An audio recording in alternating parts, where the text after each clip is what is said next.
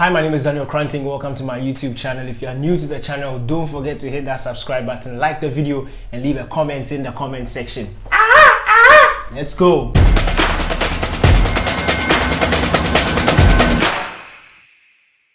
Look, Chelsea's draw with West Ham United, it just highlights my sentiments on Graham Potter and his coaching ability. If you watch the first 20 minutes of the game, Chelsea were in control. They were dominating possession. They were creating some close chances and a couple of chances. In fact, that's when they got their goal. The link up between Joao Felix, Enzo Fernandez, it looked good. In the middle of the park, Loftus-Cheek and Enzo Fernandez looked like they were gaining that understanding. Madueke was looking good on the right wing. Havertz's interpositional movement between himself and Joao Felix was looking good. It looked like there was a clear understanding. West Ham themselves were just trying to sit back and soak the Chelsea pressure. But the moment West Ham came out of their shells and began to play football, began to put some pressure on Chelsea, Chelsea really didn't find an answer to that. And that's where my problem was. Because after the West Ham equalizer, Chelsea didn't threaten enough. Yes, in the second half, they had more possession. In fact, from the West Ham equalizer to the end of the first half, Chelsea were still dominated until the end of the game in terms of possession. But what were they doing with the ball? There were not enough chances. They didn't look close to as threatening as we saw in the first 15-20 minutes. And that was the problem. And this is how I see it. You can be bailed out by your star power for a small period of time, especially when you're facing a good, well-coached, organized side. It can happen in certain moments where your star power will come in and showcase your strength.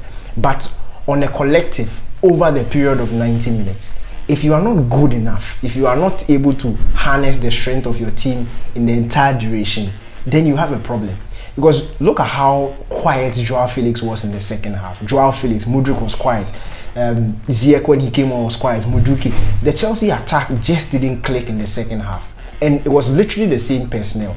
West Ham just adjusted a bit and started being able to go at Chelsea a bit more. And it looked like once West Ham grew into that game and they became very assured in what they were doing, Chelsea didn't have an answer to that. And that is down to coaching. You should be able to also react and adjust as and when your opponent is. It's almost like a chess game. When David Moyes makes his move and you see that West Ham are growing into the game, we should be able to see something. But it was almost like, especially in the second half, in fact, the entire duration of the second half, Potter was just sitting there waiting for Joao Felix to pick up the ball and do something. Mudryk pick up the ball and do something. And that doesn't show proper coaching. It really doesn't show proper coaching at this level, because you should be able to win these games. I'm not saying you should play well throughout the entire 90 minutes, but we should see a clear plan as to how you are trying to win a game. It shouldn't be, and the plan should be, it should be meticulous. It should be something that is well drilled, not necessarily based on individual genius. Because then if your individual is not, if he's not having a good day, then it means you're not going to win the game. And that's not a good enough excuse. And this is something that we've seen happen to Chelsea over and over and over again. Look, in their last, is it 8 or 9 games, away games in all competitions, they failed to win one. And that is bad. A team of Chelsea's caliber cannot be going this long without picking up away points on the road. It shouldn't be happening. That is not Chelsea's standard. I understand this, give him time.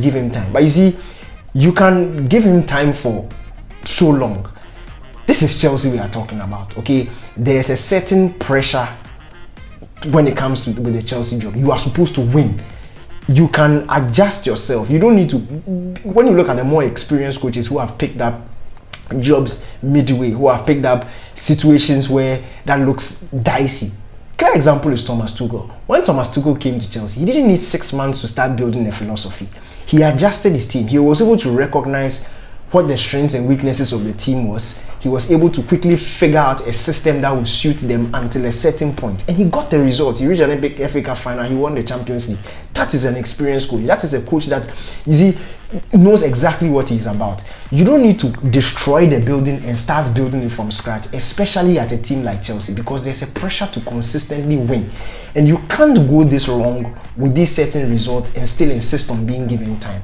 With the sort of players he's been given, the talent, the money that Chelsea has spent, we should at least be seeing some things. My point is, you draw the game, but let us pin the points drop on individual performances, somebody's inability to take a chance. Not that you are paralyzed.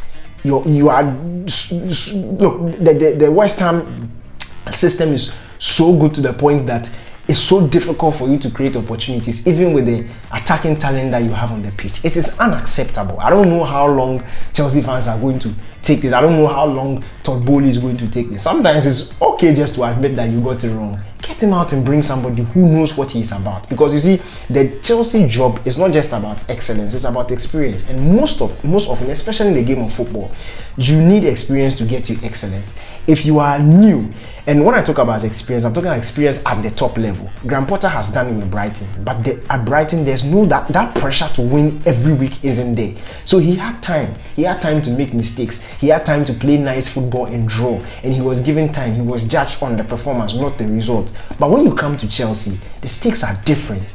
And clearly from what we are seeing is if we are going to give him time, we are going to have to give him at least a year and a half, 2 years before he can get Chelsea back to or even close to what they used to be before. Because look, this performance, especially on the basis of what we saw in the first 15 minutes, and you juxtapose it on the rest of the game, it's just not good enough. Let me hear what Chelsea fans have to say in the comment section. That's just my 2 cents. Let me hear what you guys have to say in the comment section.